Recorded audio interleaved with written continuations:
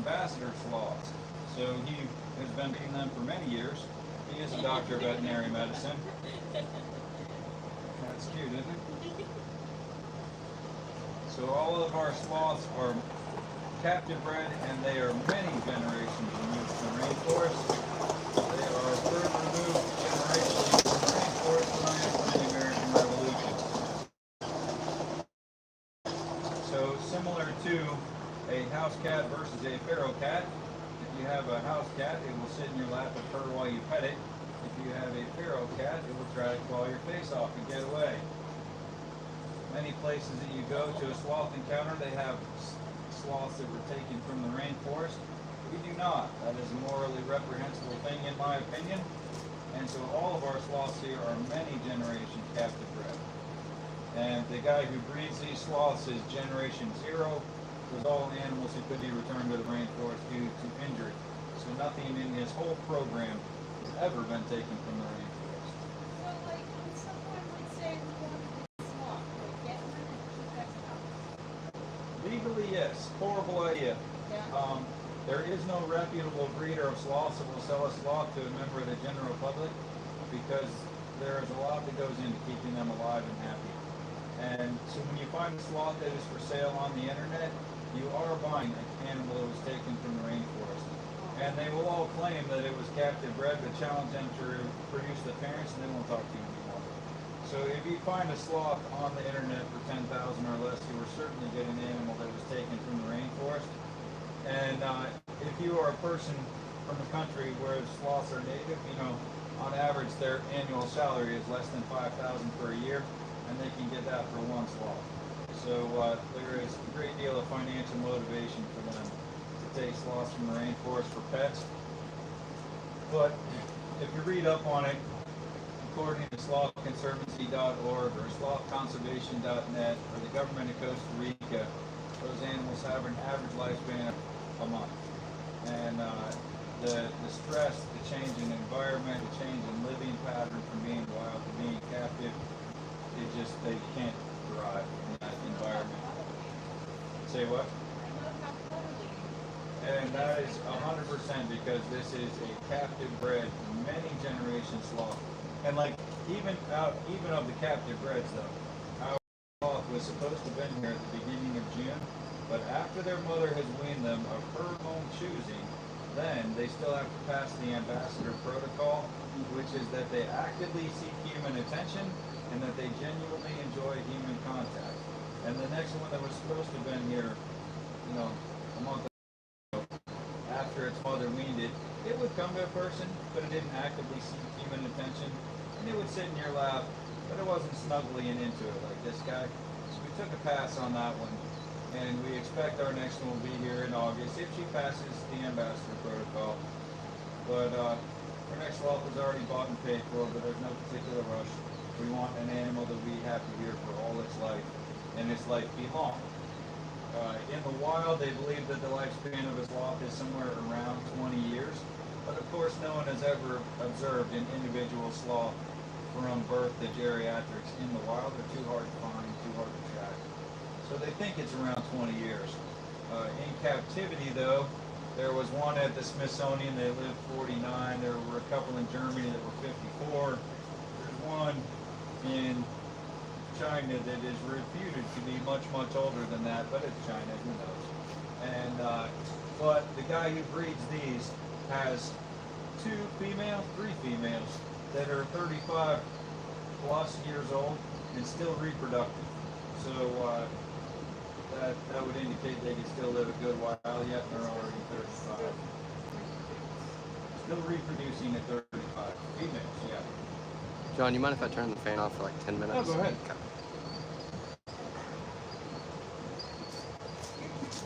We got an hour here. Well, it's your birthday. It's your birthday present. Do I stand up or what do I do? Pass them along? No, I pass them over. Oh, okay. You can pass them. Okay.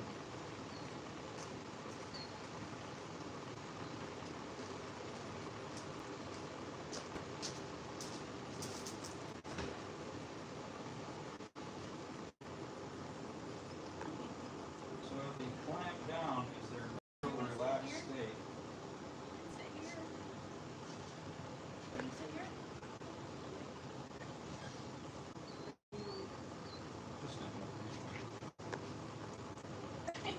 laughing under your breath.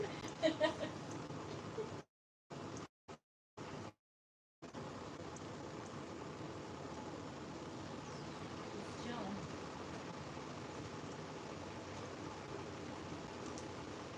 We trained for years. Do what? And we age trained. Yeah.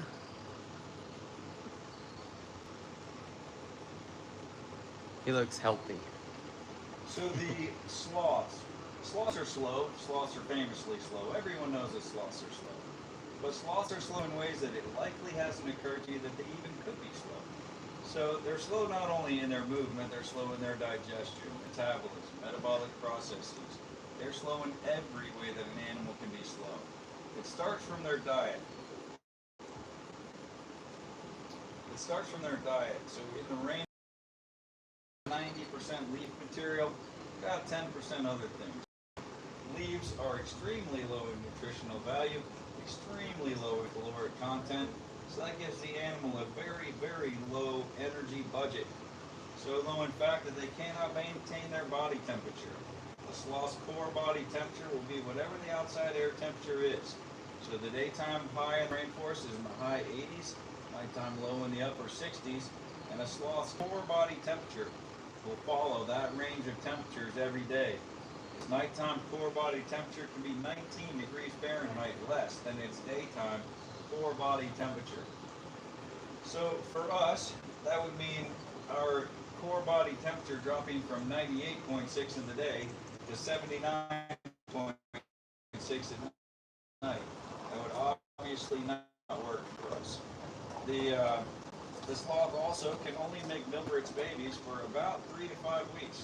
There are various studies that give you various ranges on that, from as short as 14 days to as long as a couple of months. But the general consensus is 3 to 5 weeks. The San Diego Zoo says that it is actually gender dependent, and a male baby sloth will eat milk for about 14 days and a female for about 27. But the sloths also have no milk storage. Most mammals produce, store, deliver milk for their young. The sloth has no storage. It goes produce and deliver at the same time. So it produces the milk drop by drop as the babies eat it. If you support him a little bit under the hiney, he'll feel more comfortable. There you go. And I'll calm him right now. See how his eyes just. He doesn't want to feel like he might fall. So the slow in their digestion. A sloth eats a tremendous amount of food, but they digest it slowly, and their restroom habits are phenomenal. They are eating about 10% of their body mass every single day. So I weigh about 200 pounds. So that's me rolling into Outback and saying, bring me 20 of those 16-ounce porterhouse steaks. That's what I'm going to eat today. Or hitting the Golden Arches and saying, why don't you bring me about 80 of those quarter pounders? That's my food for the day. Obviously, that wouldn't work for us. Also, the sloth, when he only goes to the bathroom about 3 or 4 times per month. When the sloth does go to the bathroom, he is going to eliminate 1/3 of his total body mass when he goes. So for me, that would be making a 60-pound pile once a week. That would be really something. The sloth, when he's in the when he's in the top of the tree, he is almost entirely safe. Don't worry about the cameras. This is your experience, not the camera.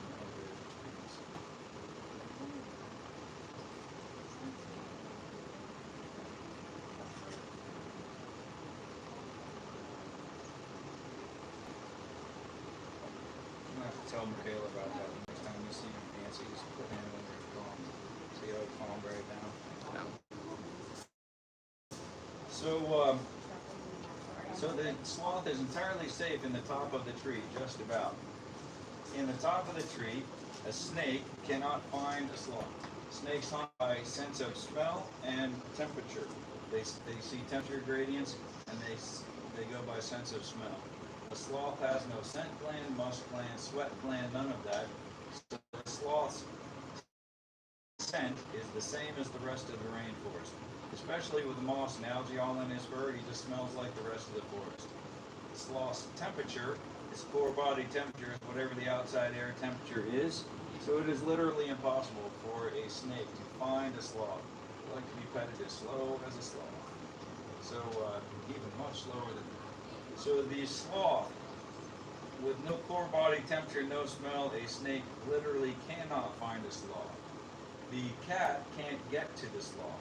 So the sloth has a structure to his eyes called rod monochromacy, meaning he has all rod cells, no cone cells. He sees motion very, very well, but he sees very, very poorly. He cannot see the difference between any of us. He just sees moving blobs. But he knows what I sound like, and he knows what I smell like. And so if I open the door and I say his name, he just comes scurrying right to me because he knows my voice. He doesn't have any idea what I look like.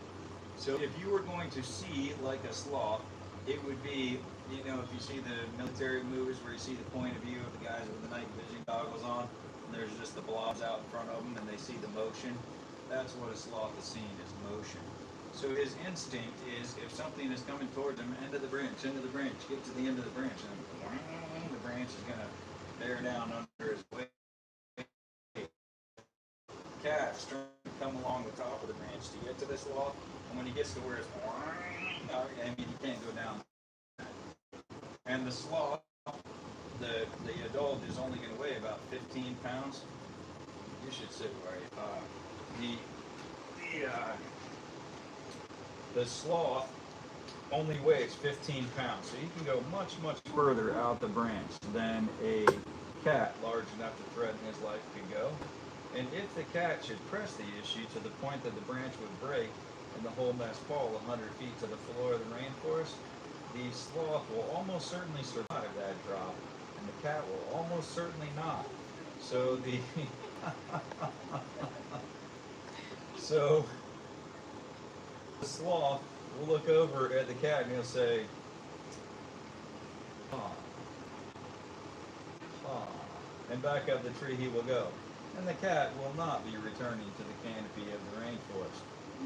So even though the sloth is safe in the top of the tree, yet he comes all the way down the tree, same side of the tree, every single time to relieve himself.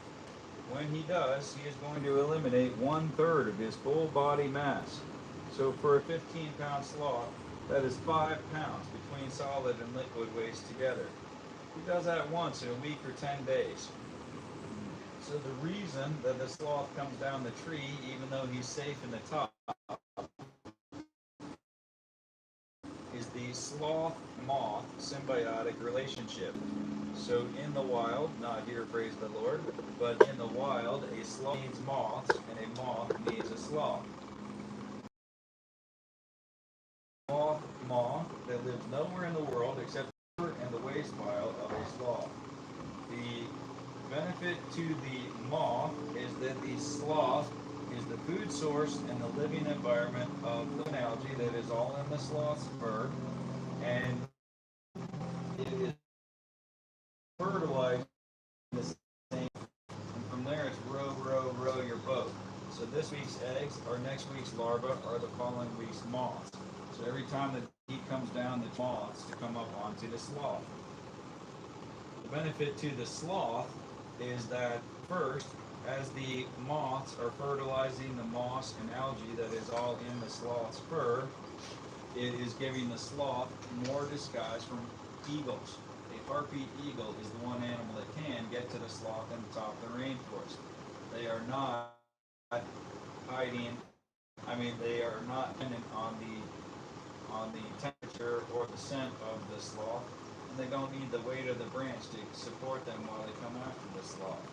So the harpy eagle is the one animal that can get to the sloth from the top of the rainforest, and the sloth is better disguised from the eagle because of the moss and algae. The second benefit to the sloth is that as the sloth grooms himself, he licks up a certain amount of the moths themselves. The moths themselves are the protein source for the sloth in the rainforest. The third benefit to the sloth is that as the sloth grooms himself, he licks up a certain amount of the waste of the moths. The waste of the moths is how the sloth replenishes his gut bacteria colony. Now, we also have helpful gut bacteria, but our gut bacteria colony will last throughout our life, unless we take a lot of antibiotics. If we take a lot of antibiotics, we need some probiotics or some Greek yogurt to fix our gut health back up. The sloth doesn't know where Publix is, and he's never heard of GNC, so he's not getting any probiotics or any Greek yogurt. So the source of the replacement bacteria for the sloth is the waste of the moths. In captivity, we don't need the moths, because in captivity, he doesn't require the disguise from the eagles. There's no eagles here to hunt him. He doesn't require the protein. We give him other protein sources here. He also doesn't require the replacement gut bacteria. Now, what will interrupt our gut bacteria colony is obviously antibiotics. Take a lot of antibiotics, we need to repair our gut health.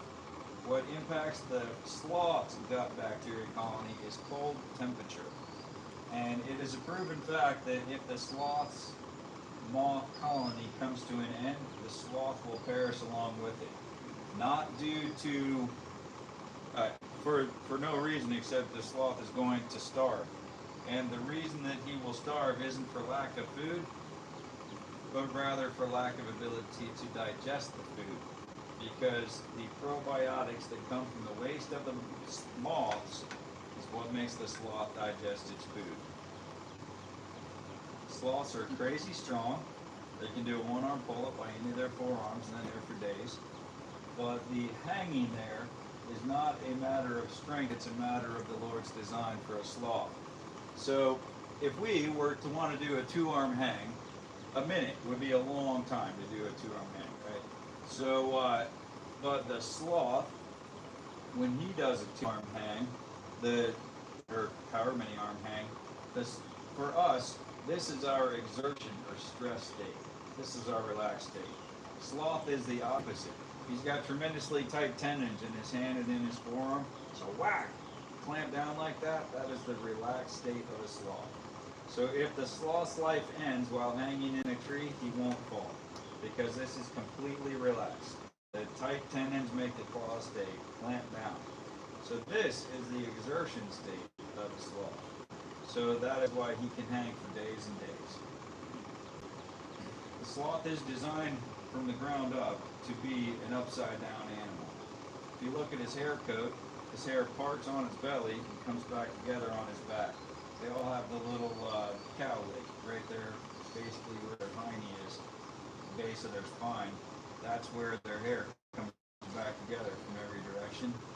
And because the water hits them on the top and sheds off on the bottom, unlike, a horse or a cow or a dog or a cat or whatever, their hair parts on the top, comes back together on the bottom.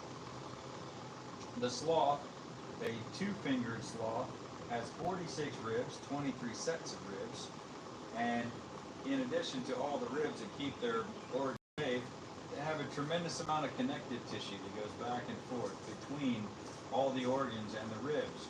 So whether the sloth is hanging vertically upside down like this, or horizontally upside down like that, or laying on his belly like this, or hanging right side up like that, no matter what the orientation of his body, the position and orientation of his organs are maintained by all this connective tissue. So whatever his body position or attitude is, the position and orientation of his organs will remain constant. People often ask me how a sloth can swallow upside down. And I tell them you can too. Peristalsis is a muscular. It moves your food from your mouth to your stomach. Sloth has the same. But he does, his esophagus goes down around and back into his stomach. And then he does have a one-way in the top of his stomach. So food goes in like that, but it cannot go back out. So a sloth is incapable of sending food the other way.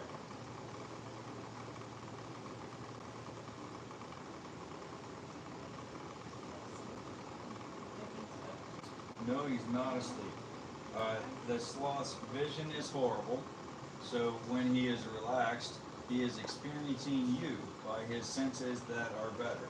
So his sense of smell is wonderful, his sense of hearing is absolutely excellent. So he lightly closes his eyes and he's listening, and so and he's feeling, touching. He's experiencing you by his better senses. And if you were a jumpy, nervous person, the sloth wouldn't be near as interested in just snuggling with you when you are relaxed and calm. That's when the sloth is just like, this is my groove right here, baby. And so yeah, he's not asleep. You can tell by his respiration rate that he's not asleep. He just is experiencing you.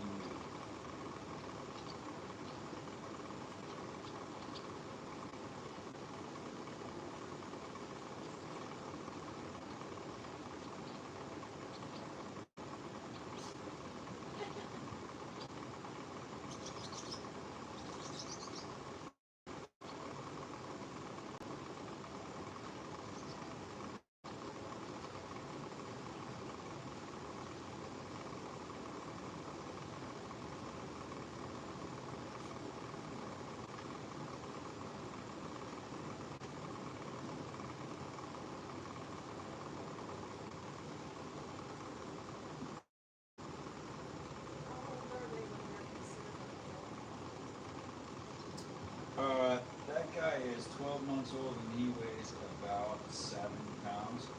And Zoe is 19 months old. She's her full body mass, but not her full body maturity.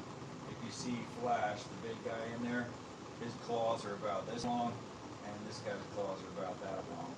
Flash's hair is about 3 or 4 inches long.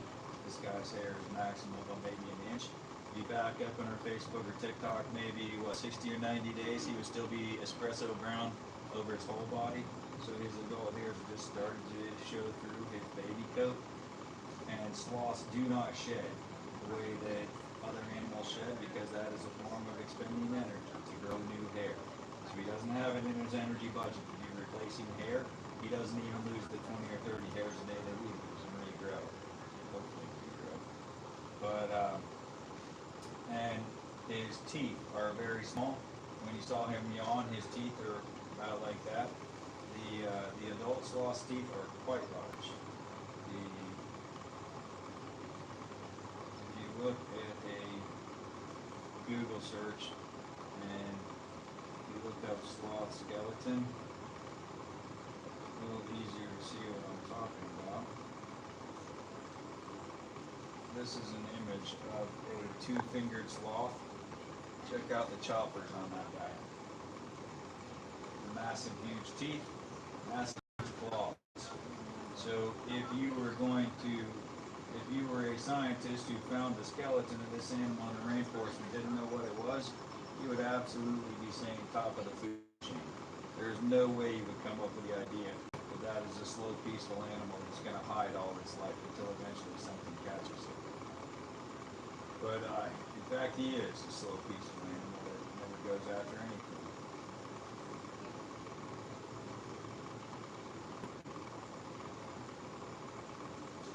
So, Flash in there was years old when he came here, and nearly mature. So I would say probably start calling on mature. They are reproductive at a rate and a half or 4. Sloths are entirely solitary animals. They only come together to mate. That is only for only once in maybe 2 years. I haven't had to decide that and don't have to decide for a long, long time, but we are very intentionally getting genetically unrelated animals. The breeder who breeds these ambassadors that we get has very extensive records for many generations, and he doesn't sell, blood-related animals to the same place.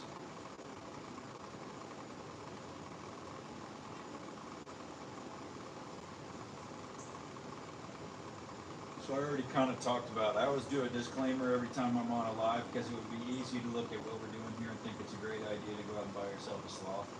We already talked about why it's not a good idea to buy one as a pet.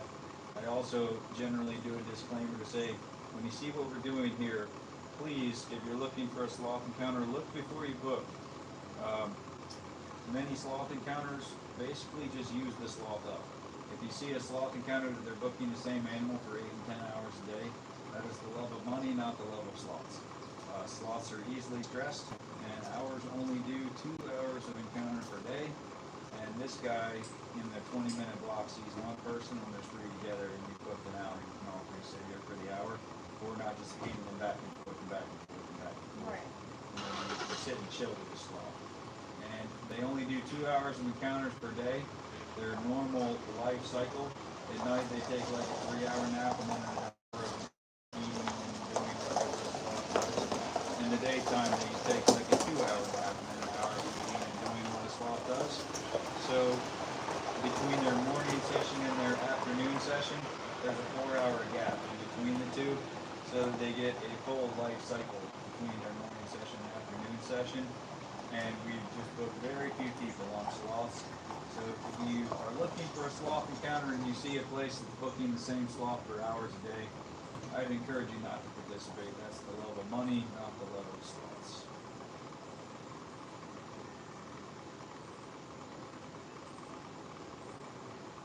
And also there are other sloth encounters out there that charge way more.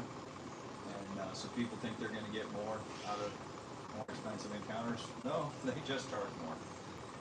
I was enlisted my first 10 years in the military. Couldn't afford to take my family to do cool things, so now that I'm sort of a little bit on the other side of that, we do everything we can to keep our prices to where normal human beings can interact with the things that we do here.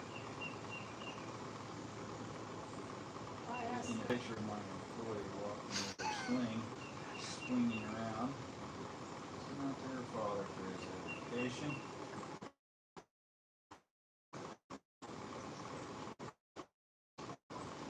Class, they started doing kookaburra encounters.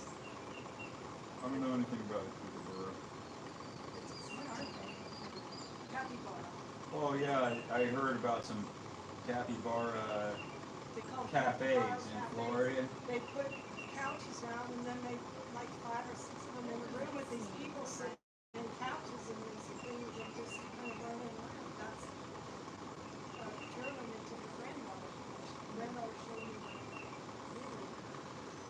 the John, when we finish the shop, we just need to put a little table out there and be like, here's our outdoor cafe.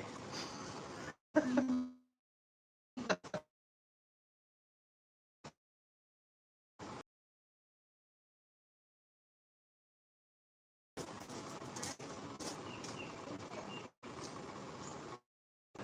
in Charles School on the district with percussion. So I transferred to a vocational school. And I'm going down the list and I'm like, auto mechanics, no. Business computing, no. Computers, no. Cosmetology, mechanics, no. Business computing, no. Computers, no. Cosmetology, 350 girls, 1 boy. What could go wrong here? And sadly, my family moved away a week before we started studying massage, which I was looking forward to, but I didn't finish that course of study, but it was fun for a little while.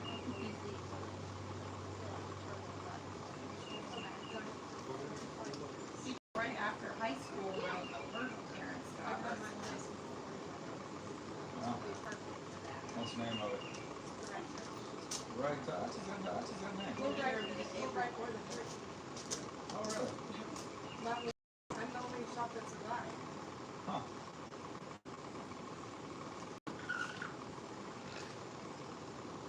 What you got? Praying hands on front glass? I think so. Supernatural protection? Sand out of there. The waves might get the front door. My people in my building, some of their doors broke open and the water came through the wall. But my door and my front locked. Here in the newer building, I've been there a long time. the whole rest of the city, everybody's focusing on 561. Wow. That's it, that's it.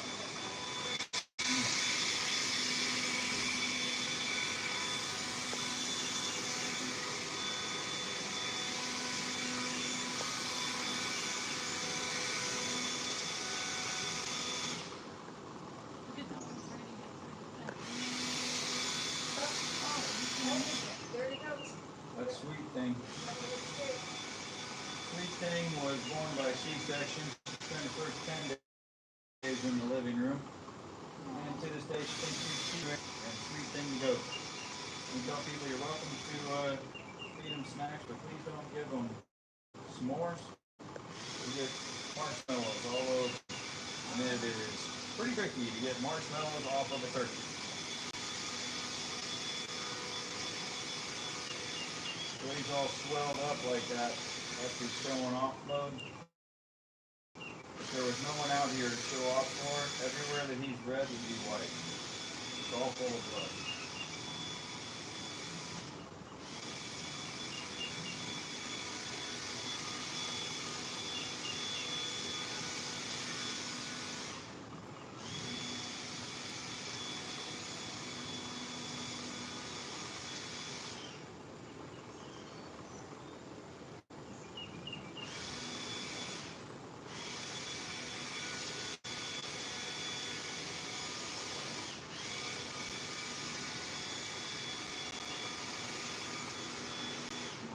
I got a thing from the Florida DMV that I had an unpaid That's probably spam. Don't click on that link. So don't click the link. Especially if it's a plus something number. Yeah, it is. +63. Yeah, that's a foreign country telling you that you have an unpaid ticket Yeah, in if I Florida. don't pay it, they're gonna take my license. Yeah, that is spam. I haven't had a ticket in a very long time. Don't click the link.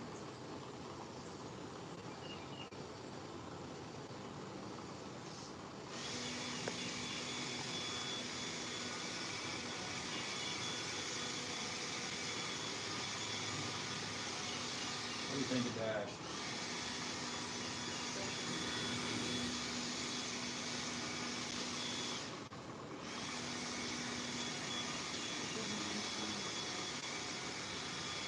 Three years so far, Flash, Dash, and Zoe. The next one is the game closed.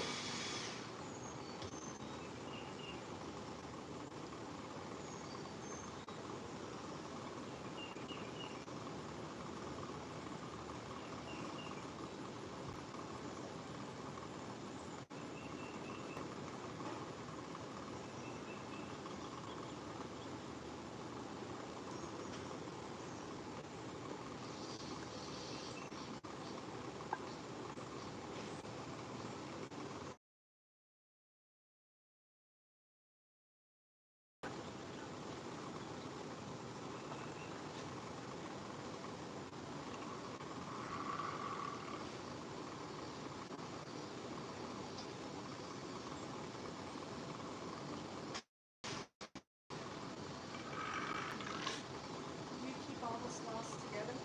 No, they're absolutely solitary animals.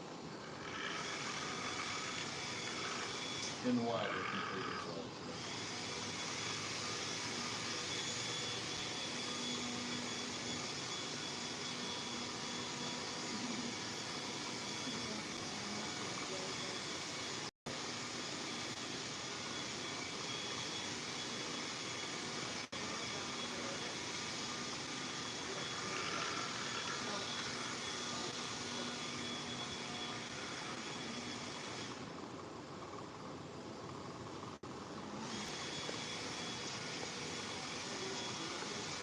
Huh?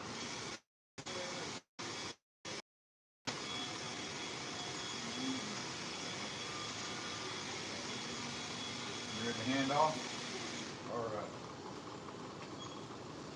Take his little hand and say, hey, Dash, come here. Oh, boy. Remember to let go, because when you clamp down into his naturally relaxed state.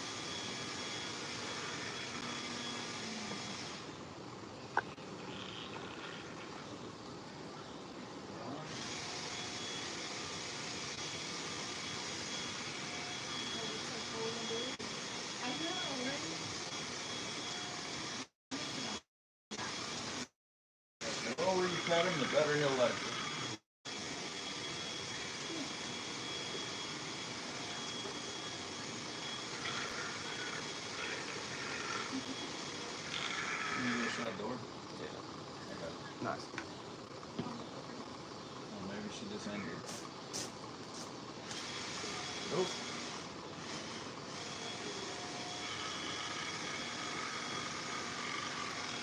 Put a blueprint up in the top of the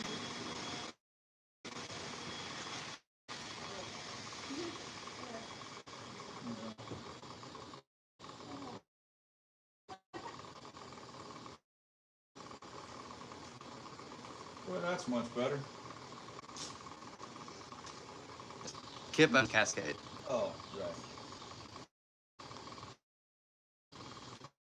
It's Bigfoot. I don't know. I think it's a younger guy. Because it hasn't been there as long. Like Kip's family has had that land on the river for. It's cute decorated, but Mhm. it's all bears. Yeah. You know? Yeah. And moose. Good catchy name that comes up on Google. It is. It was good. But I'm like, there's a little bear holding the toilet paper holder kind of thing. So everything. There's a Bigfoot museum in Blue Ridge, and Oh, I saw that. it was rainy one day, and I was like, well, let's go see what this is. They have a little thing inside of a glass case that they call a Bigfoot turd, and people line up, and you watch these documentaries about people hunting. It's hilarious. But right next door to it, they have a like antique pinball museum, like pinballs from like early 1900s, like showing how they all work. It's pretty neat. So like you bounce between, you're like kind of neat, total make believe, but whatever. Yeah. Oh my God, have you guys heard of that? The drive-through museum of wonder. We went through it on our way here in Alabama. Where is it? Something.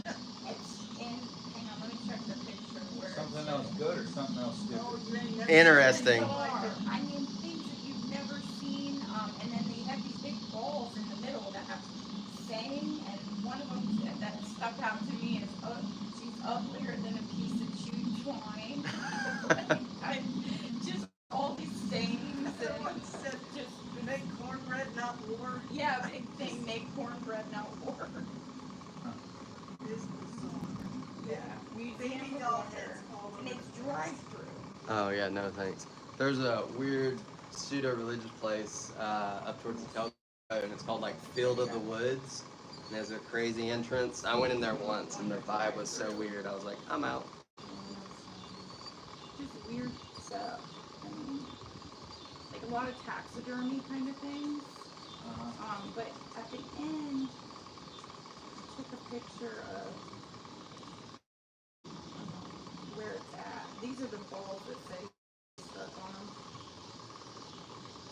Those are Oh, look at this angel. those are mine. Oh, is that what that is? Yeah. It says somewhere where. Look, the shoes hanging from the tree. I mean, it's random, but at the end, Alabama. You know the Maybe museum that's I just their museum. I don't think so. Museum I ran across one time that was unbelievably cool to me was in Minden, Nebraska. It's right near the Archway Museum. Sharecropper kids grew up in a mud house, shucking corn and mud knee deep all day. And there was plexiglass because glass was too expensive to use for a chicken house and wood switchboard up through the whatever. And he's got a warehouse full of and with stuff that is priceless. And I could have spent days there. And for a family of probably was Lloyd's London, we looked at it once and it was worth one of a kind. And like he's got the first ice machine that there was in America. That was in like I don't remember one of the robber baron, like maybe Vanderbilt Mansion or something, and it Vanderbilt Mansion or something, and it